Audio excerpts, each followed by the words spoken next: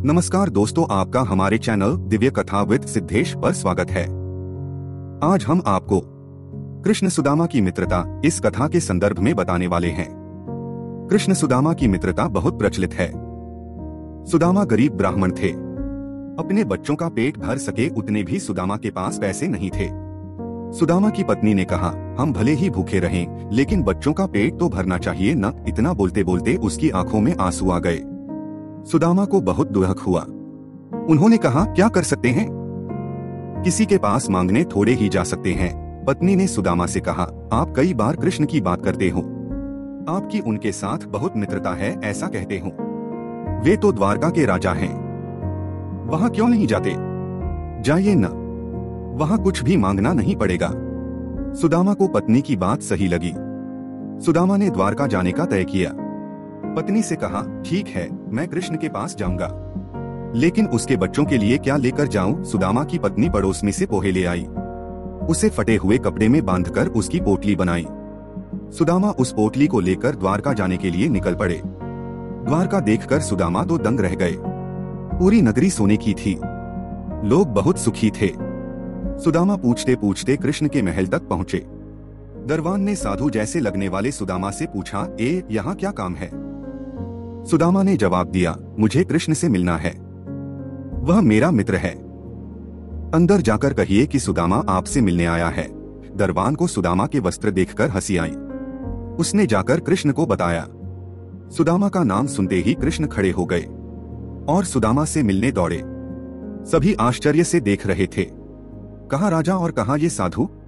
कृष्ण सुदामा को महल में ले गए। सांदीपनी ऋषि के गुरुकुल के दिनों की यादें ताजा की। सुदामा कृष्ण की समृद्धि देखकर शर्मा गए। सुदामा पोहे की पोटली छुपाने लगे, लेकिन कृष्ण ने खींच ली। कृष्ण ने उसमें से पोहे निकाले और खाते हुए बोले, ऐसा अमृत जैसा स्वाद मुझे और किसी में नहीं मिला। बाद में दोनों खाना खाने बैठे। सोने की थाली में अच्छा भोजन परोसा गया। सुदामा का दिल भर आया। उन्हें याद आया कि घर पर बच्चों को पूरा पेट भर खाना भी नहीं मिलता है।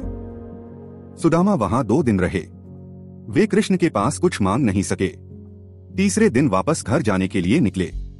कृष्ण सुदामा के गले लगे और थोड़ी दूर तक छोड़ने गए। घर जाते हुए सुदामा को विचार आया, घर पर पत्नी पूछेगी कि क्या लाएं, तो क्या जवाब दूंगा? सुदामा घर पहुंचे। वहां उन्हें अपनी झोपड़ी नजर ही नहीं आई। उतने में ही एक सुंदर घर में से उनकी पत्नी बाहर आई। उसने सुंदर कपड़े पहने थे। पत्नी ने सुदामा से कहा, देखा कृष्ण का प्रताप, हमारी गरीबी चली गई, कृष्ण ने हमारे सारे दुख दूर कर दिए। सुदामा को कृष्ण का प्रेम याद आया। उनकी आंखों में खुशी के आंसू आ गए। देखा दोस्तों, कृष्ण और सुदामा का प्रेम यानी सच्चा मित्र प्रेम। तो दोस्तों, सच्चे प्रेम में ऊंच या नीच नहीं देखी जाती और न ही अमीरी गरीबी देखी जाती है। इसीलिए आज इतने युगों के बाद भी दुनिया कृष्ण और सुदामा की दोस्ती को सच्चे मित्र प्रेम के प्रतीक के रूप में याद करती है। दोस्तों, आपको हमारी यहाँ कथा कैसी लगी या आप कमेंट में बता सकते हैं। वीडियो पसंद आई हो तो आप लाइक कर सकते हो। दोस्तों, अपने जीवन में एक बात हमेशा याद रखना कि हमारी आस्था की परीक्षा तब होती है जब हम जो चाहे वो न मिले और फिर भी हमारे दिल से प्रभु के लिए शुक्रिया ही निकले। दोस्तों, हम आज की कथा यहीं पर समाप्त करते हैं। आपको कथा से क्या सीख मिली यहाँ आप कमेंट करके बता सकते हो। धन्यवाद।